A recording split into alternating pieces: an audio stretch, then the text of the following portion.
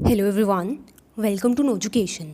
इस वीडियो में आपको जो यूजीसी की न्यू गाइडलाइंस आई हैं उसका कंप्लीट एनालिसिस मिलेगा। मैंने जब अपनी पिछली वीडियो बनाई थी यूजीसी की गाइडलाइंस एंड एकेडमिक कैलेंडर के ऊपर, तो उस पर बहुत से बच्चों के कमेंट्स आए।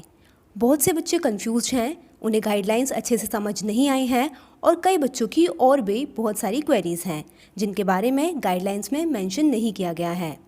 तो इस वीडियो में मैं आपको उन्हीं सभी कमेंट्स का रिप्लाई देने की कोशिश करूंगी, क्योंकि बहुत सी कमेंट सेम थी और सबका रिप्लाई कर पाना थोड़ा सा मुश्किल था, इसीलिए मैं एक सेपरेट वीडियो बना रही हूँ। तो चलिए वीडियो शुरू करते हैं।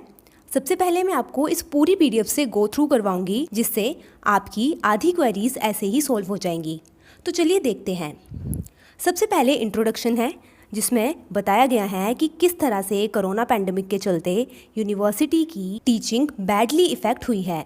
फिर आगे कहा गया है कि अभी के हालात को देखते हुए इन चीज़ों की सबसे ज़्यादा चिंता है। सबसे पहले हर एक स्टूडेंट एंड टीचर की सेफ्टी इंश्योर करना, फिर एग्जामिनेशन कैसे कंडक्ट करवाई जाए और रिज़ल्ट किस तरह से डिक्लेयर किया जाए, और आगे के एडमिशन प्रोसेस कैसे शुरू किया जाए एंड न्यू एकेडमिक ईयर को कैसे शुरू किया जाए। उसके बाद मोड्स ऑफ टीचिंग प्रोसेस में बताया गया है कि किस तरह टीचर्स ने लॉकडाउन के दौरान डिफरेंट प्लेटफॉर्म पर ऑनलाइन क्लासेस ली हैं। फिर academic calendar for the session 2019-20 में बताया गया है कि इवन सेमेस्टर का 60 to 70% तक सिलेबस मार्च में ही लॉकडाउन से पहले ही कंप्लीट हो चुका था और बाकी बचा हुआ सिलेबस ऑनलाइन टीचिंग से कंप्लीट करवाया जा रहा है। और स्टूडेंट्स और टीचर्स की सेफ्टी को देखते हुए ये जो 2019-20 का एकेडमिक कैलेंडर है, इसे रीस्केड्यूल किया जाएगा।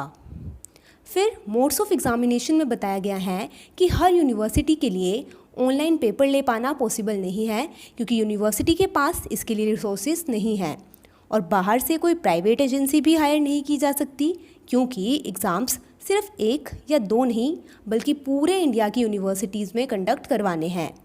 इसीलिए ऑनलाइन एग्ज़ाम्स लेना हर यूनिवर्सिटी के लिए पॉसिबल नहीं है। फिर आगे कहा गया है कि क्योंकि 12th क्लास के सभी पेपर नहीं हुए हैं, तो 2020 का एडमिशन प्रोसेस भी डिले किया जाएगा। फिर उसके बाद हैं कुछ गाइडलाइंस। एग्ज़ामिनेशन में नंबर 1 पॉइंट है कि सेफ्टी मेजर्स को देखते हुए यूनिवर्सिटी एग्ज़ाम पैटर्न में चेंज कर सकती हैं और MCQs, QMR, open book examination जैसी चीज़ों को इंक्लूड कर सकती हैं। Second point, universities paper duration को 3 घंटे की बजाय 2 घंटे भी रख सकती हैं। थर्ड पॉइंट, यूनिवर्सिटीज़ एग्ज़ाम्स को ऑनलाइन और ऑफलाइन दोनों तरीक़ों से ले सकती हैं। हालांकि यहाँ पर यूनिवर्सिटी को ये इंश्योर करना होगा कि सब स्टूडेंट्स के पास इक्वल अपॉर्चुनिटीज़ हो। फोर्थ पॉइंट, टर्मिनल सेमेस्टर के एग्ज़ाम्स दोनों under graduate and post graduate students के कंडक्ट करवाए जाएंगे, सोशल डिस्टेंसिंग को ध्यान में रखते हुए। पहले ये समझते हैं कि टर्मिनल सेमेस्टर का मतलब क्या है। टर्मिनल सेमेस्टर का मतलब होता है किसी भी कोर्स का लास्ट सेमेस्टर। अगर आप BA, BCom, BSc कर रहे हैं तो 6th सेमेस्टर टर्मिनल सेमेस्टर कहलाएगा, और अगर आप 4 साल का कोई कोर्स कर रहे हैं तो 8th सेमेस्टर आपका टर्मिनल सेमेस्टर कहलाएगा। तो टर्मिनल सेमेस्टर के एग्ज़ाम्स जो हैं वो न्यू एकेडमिक कैलेंडर के अकॉर्डिंग होंगे, और न्यू एकेडमिक कैलेंडर के अकॉर्डिंग टर्मिनल सेमेस्टर के स्टूडेंट्स के एग्ज़ाम 1 जुलाई 2020 से होंगे। सो बेसिकली 1 जुलाई 2020 से टर्मिनल सेमेस्टर्स के एग्ज़ाम स्टार्ट होंगे। Fifth point, intermediate semester students के लिए हैं। इंटरमीडिएट का मतलब है किसी भी कोर्स के फर्स्ट एंड लास्ट सेमेस्टर को हटा के, यानी कि 2nd, 3rd, 4th, 5th and 7th semester को इंटरमीडिएट सेमेस्टर कहा गया है। अब इंटरमीडिएट सेमेस्टर के एग्ज़ाम्स हो भी सकते हैं और नहीं भी। इंटरमीडिएट सेमेस्टर के एग्ज़ाम्स तब होंगे अगर जिस एरिया में आपकी यूनिवर्सिटीज़ एंड आप स्टूडेंट्स हैं वहाँ पर COVID-19 इन्फेक्शन रेट लो हैं। अगर किसी जगह पर COVID-19 इन्फेक्शन रेट बहुत हाई है तो स्टूडेंट्स को डायरेक्टली अगले सेमेस्टर में प्रमोट करा जा सकता है। ये प्रमोशन किस बेसिस पर होगा? इसके लिए यहाँ कहा गया है कि 50% वेटेज दी जाएगी आपके इंटरनल, असाइनमेंट, टेस्ट वगैरह को, एंड रिमेनिंग 50% वेटेज दी जाएगी आपके पिछले सेमेस्टर के मार्क्स को। और जहाँ पर पिछले सेमेस्टर के मार्क्स किसी भी वजह से नहीं मिल पा रहे हैं तो 100% वेटेज आपके इंटरनल असेसमेंट को ही दी जाएगी। अगर स्टूडेंट्स को ये सिस्टम सही नहीं लगता है और वो अपने इस बार के जो पेपर हैं उसके मार्क्स से खुश नहीं हैं तो स्टूडेंट्स अपने अगले सेमेस्टर में वो पेपर फिर से दे सकते हैं। इसको समझने के लिए सपोज़ कोई स्टूडेंट बीकॉम ऑनर्स 4 सेमेस्टर से हैं और इस बार जो उसका कॉस्ट अकाउंटिंग का पेपर होगा, ऑफलाइन या ऑनलाइन जैसे भी होगा, उस पेपर में उसके अच्छे मार्क्स नहीं आते हैं और वो अपने मार्क्स इम्प्रूव करना चाहता है, तो वो अपने अगले सेमेस्टर में यानी कि अपने 5th सेमेस्टर में फिर से कॉस्ट अकाउंटिंग का पेपर दे सकता है। अगर टर्मिनल सेमेस्टर्स के पेपर होते हैं तो वो पेपर 16 जुलाई 2020 से शुरू होंगे।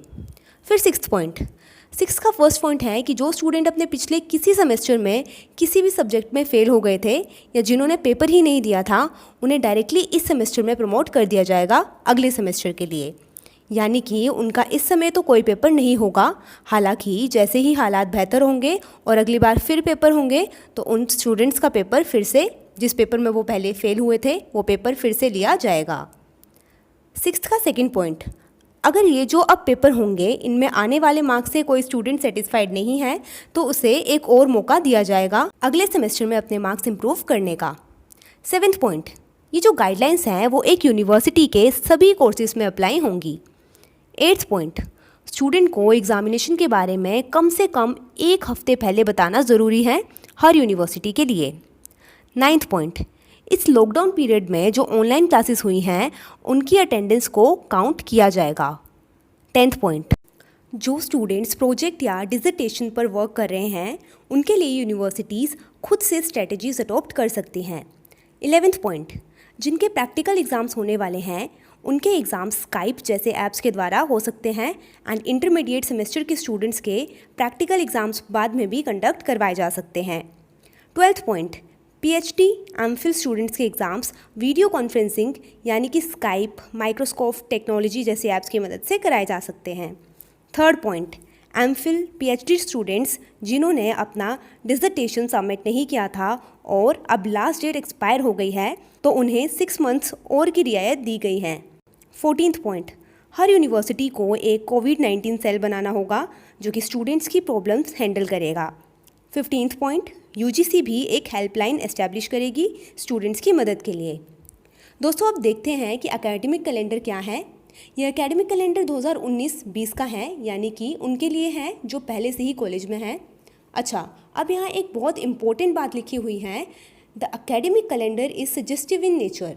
मतलब ये जो एकेडमिक कैलेंडर है ये सिर्फ एक सजेशन है यूजीसी का और यूनिवर्सिटीज़ इसे अपने अकॉर्डिंग बदल सकती हैं अपने यहाँ के हालात को देखते हुए। फिर इसमें कहा गया है कि इवन सेमेस्टर यानी कि 2nd, 4th और 6th सेमेस्टर स्टार्ट हुआ था 1 जनवरी 2020 को। क्लासेस सस्पेंड कर दी गई थी 16 मार्च से और 16 मार्च से लेकर 31 मार्च तक यूनिवर्सिटी ऑनलाइन पढ़ाने को कहा गया है। इसके बाद 1 जून से 15 जून तक आपका प्रोजेक्ट वर्क वगैरह फाइनल किया जाएगा। फिर 16 जून से लेकर 13 जून तक आपकी समर वेकेशन होंगी और फिर स्टार्ट होंगे आपके पेपर। टर्मिनल सेमेस्टर के स्टार्ट होंगे 1 जुलाई से एंड इंटरमीडिएट सेमेस्टर के स्टार्ट होंगे 16 जुलाई से। फिर रिज़ल्ट जो है वो टर्मिनल सेमेस्टर का अनाउंस होगा 31 जुलाई को एंड इंटरमीडिएट सेमेस्टर का अनाउंस होगा 14 अगस्त 2020 को। यहाँ पर यह भी कहा गया है कि यूनिवर्सिटी को एक फुल प्रूफ प्लान बनाना होगा सोशल डिस्टेंसिंग इंश्योर करने के लिए। उसके बाद 2020-21 का कैलेंडर दिया गया है जिसके अकॉर्डिंग नए बच्चों का एडमिशन 1 अगस्त से लेकर 31 अगस्त तक होगा। 2nd और 3rd ईयर की क्लासेस 1 अगस्त से स्टार्ट होंगी एंड फर्स्ट ईयर जिनका साल 2020 में यूनिवर्सिटी में एडमिशन होगा उनकी क्लासेस 1 सितंबर से शुरू होंगी। फिर आगे के पेपर 1 जनवरी 2021 से 25 जनवरी 2021 तक चलेंगे। आप ये पूरा कैलेंडर अपनी स्क्रीन पर देख सकते हैं। इसके अलावा कुछ और पॉइंट्स भी लिखे गए हैं जिन्हें मैं थोड़ा शॉर्ट में आपको बता देती हूँ। यूनिवर्सिटी 1 हफ्ते में 6 दिन भी क्लासेस ले सकती हैं। लैब एक्सपेरिमेंट, प्रैक्टिकल एग्ज़ाम देते समय सोशल डिस्टेंसिंग को स्ट्रिक्टली फॉलो करना है और ये सारा प्रोसेस डिजिटली भी हो सकता है।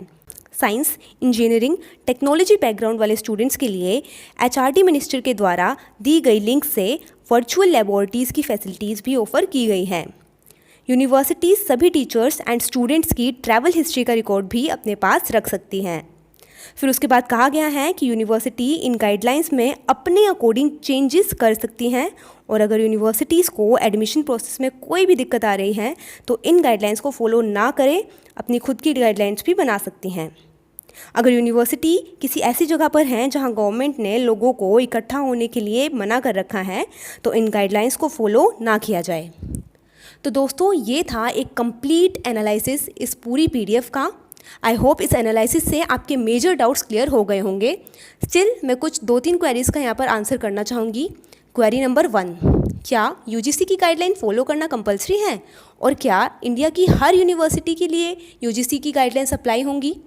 आंसर, गाइडलाइंस फॉलो करना कंपलसरी नहीं है, ये सिर्फ यूजीसी की सजेशंस हैं, क्योंकि यूजीसी का काम ही देश की हर यूनिवर्सिटीज़ को निर्देश देना है।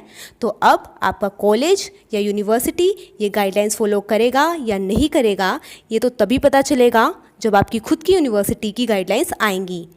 और हाँ, ये गाइडलाइंस देश के हर उस यूनिवर्सिटी के लिए हैं जो यूजीसी के अंडर आती हैं, फिर चाहे वो डीयू हो, सीयू हो, कैलकाटा यूनिवर्सिटी हो, बॉम्बे यूनिवर्सिटी हो।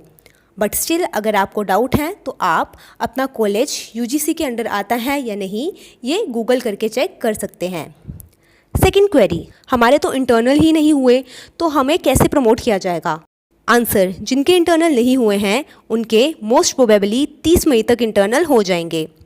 थर्ड क्वेरी, टर्मिनल सेमेस्टर सिर्फ थर्ड ईयर के लिए ही है या फोर्थ ईयर के लिए भी हैं?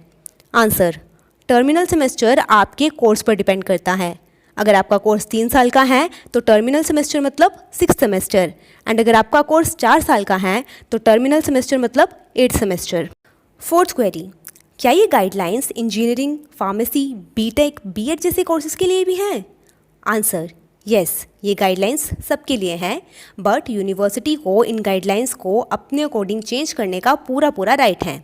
सो अपनी यूनिवर्सिटी की ऑफिशियल गाइडलाइंस का वेट ज़रूर करें। फिफ्थ क्वेरी, क्या ये guidelines DU, SOL and NCVEB के स्टूडेंट्स के लिए भी एप्लीकेबल हैं? आंसर, दोस्तों SOL और NCVEB भी UGC एफिलेटेड हैं, तो इसका मतलब कि SOL एंड NCVEB को भी ये गाइडलाइंस फॉलो करनी होंगी। लेकिन एक बात जो यहाँ चिंता की है वो ये है कि SOL के फर्स्ट ईयर के तो पहले वाले एग्ज़ाम्स भी नहीं हुए हैं, तो ऐसे में SOL पहले वाले एग्ज़ाम्स पर फोकस करेगा या अभी वाले एग्ज़ाम्स पर, ये देखना होगा। तो SOL किस तरह से एग्ज़ाम्स कंडक्ट करवाएगा ये तभी पता चल पाएगा जब SOL खुद कोई ऑफिशियल नोटिस इशू करेगा।